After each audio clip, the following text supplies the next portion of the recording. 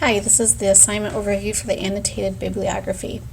This is an assignment that I know is not going to be your favorite assignment. I know a lot of people do not like doing annotated bibliographies.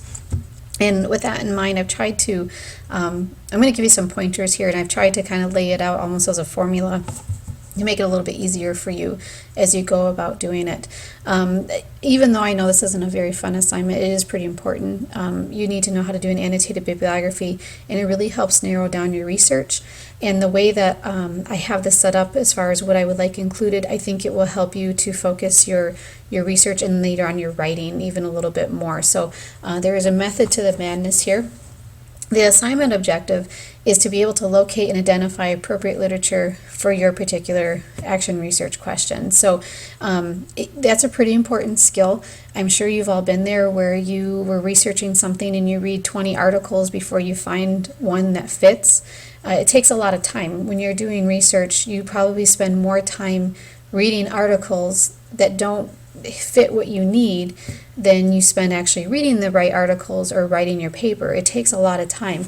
So by going through this process, the more you do it, the better your research gets and the better your search gets, so that it doesn't take you as much time. So it's giving you some extra practice. It's teaching you the skills that you need to be able to locate and identify the appropriate literature. So that's the reason behind it. That's your objective. One thing that I want to make sure to point out, I have it in bold here. Please make sure you email me your proposed topic prior to completing your research. If you are already pretty sure what you want to do for your research topic, go ahead and email that to me right away.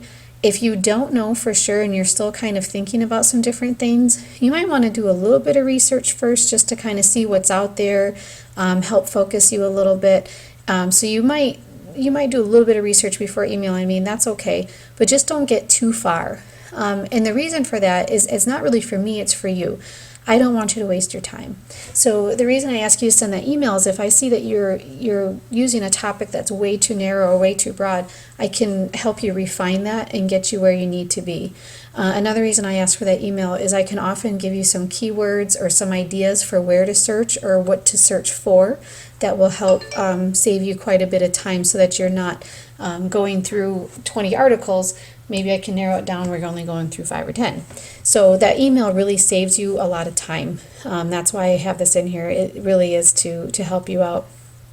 So once you have your research question and I've approved it and you know you're good to go ahead and get going with your research. You're going to only need 5 resources for this assignment. Once you get to the point where you're actually writing your paper, you might have more than 5. You probably will have quite a few more than that actually for your review of the literature.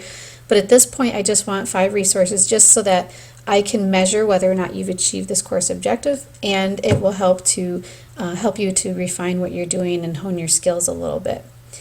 At this point, since you're graduate level and you're getting ready to write your capstone pretty soon, it's important that all your research comes from peer-reviewed journals. You might have 1 or 2 that come from a website. That's okay. You know, there's some really good wikis out there. There's some good resources that are out on the web, and it's fine to include a couple of those. But for the most part, your research needs to come from peer-reviewed journals, and you might have a couple scholarly books too. That's fine. Make sure they're scholarly books, though. I'll use the topic of autism, for instance. There are plenty of books written by movie stars and all kinds of famous celebrities who have children with autism, and they've written books about how to cure it and all kinds of other things. Those are not scholarly books. If you get a book on autism, however, that was written by a school psychologist, a teacher, a doctor, that's a scholarly book. So it's research-based. It's something that's accepted by the community. Make sure that if you do choose a book, that it's a scholarly book and not something that's written for the general public, really. So make sure also that your resources are directly and significantly tied into your research topic. You don't want to pick something that's too far away that just kind of touches on it. Just use the stuff that's really good, the stuff that you're actually going to include in your review of the literature, the stuff that you're actually going to use when you write your paper. I'm going to go over the summary paragraph in a second. You're going to have 2 pieces to every one of your 5 citations here. You're going to have a summary paragraph with very specific things in it, and then you're going to have either a paragraph or a couple sentences that tell me how the source relates to your topic. For instance, if you were going to write a paper on autism and you were going to use a reading strategy for autism, and you found an article that directly talked about a specific reading strategy, you would just tell me, this talks about the strategy that I'm interested in pursuing, or just tell me how that fits in. It can be a sentence or two. It doesn't have to be a whole paragraph. I just want to make sure that you're making that connection. Okay, so for writing notes, big thing, maintaining APA formatting. That's always important, but now that we're getting ready for your proposal and you're doing your annotated bibliography, you really want to make sure that those APA citations are 100% correct. So you want to check every citation and make sure that it's perfect. I've mentioned before and I'll mention again, please do not trust citation builders.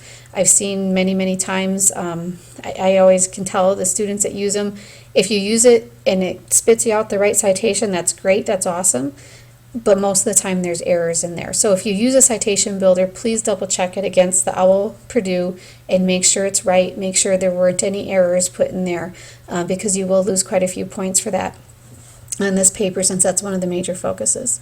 So just make sure you have that. For an annotated bibliography, you're going to put the citation first, and then you put in your summary paragraph, and then you put in your justification after that, or the justification is how it ties in. So that's what you're going to have for each of these 5 resources that you are using. And I'm also going to point out a couple things that I saw as common errors the last time that I gave this assignment in this course. If you are doing any sort of quoting or paraphrasing, you need to use quotation marks. Even though you have the citation written right above that paragraph, any text you have below that, if it does not have quotation marks, it's written as it's your own words. And so if you are going to cite and directly quote from that source, you need to actually put the quotation marks and do the in-text citations per APA style. Make sure you do that. Otherwise, it's plagiarism. I also want to let you know this has happened before. You cannot just copy and paste the abstract or retype the abstract. If you do that, you will receive a 0 on this assignment and you can't resubmit it.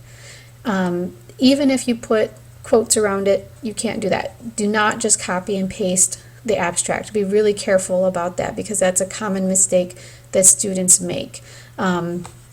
And if you just copy and paste the abstract and make it look like it's your own, that like I said, that is plagiarism, and there are sanctions in place for that. So please be really careful about that. Make sure that you're not doing that. Going down here to the rubric, because this is going to tell you what I want in that summary paragraph. You see here it's worth 20 points for the annotations. Here's what I'm looking for in the summary paragraph, and this is the thing, again, the last time I gave this assignment that students lost quite a few points on, is they didn't have all of these pieces here. This is what I'm looking for each citation, each of your pieces.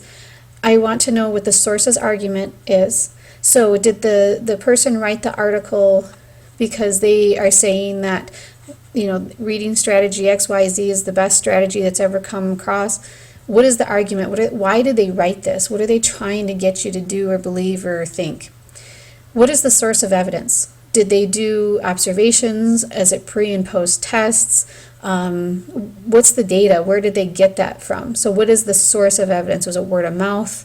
Was it, what was surveys? So tell me, what are they trying to sell you? Where's their evidence? And then what was the methodology? So was this a quantitative study? Was this a qualitative study?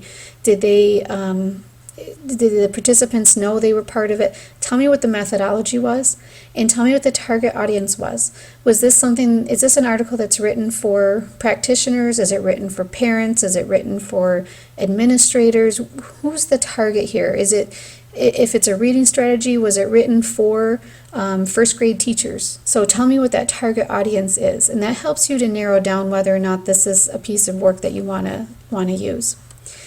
And then once we get down here, each of these categories is worth 10 points each. So that explanation of why each source was selected and the value, like I said, that can just be a sentence or two. It doesn't have to be a whole paragraph.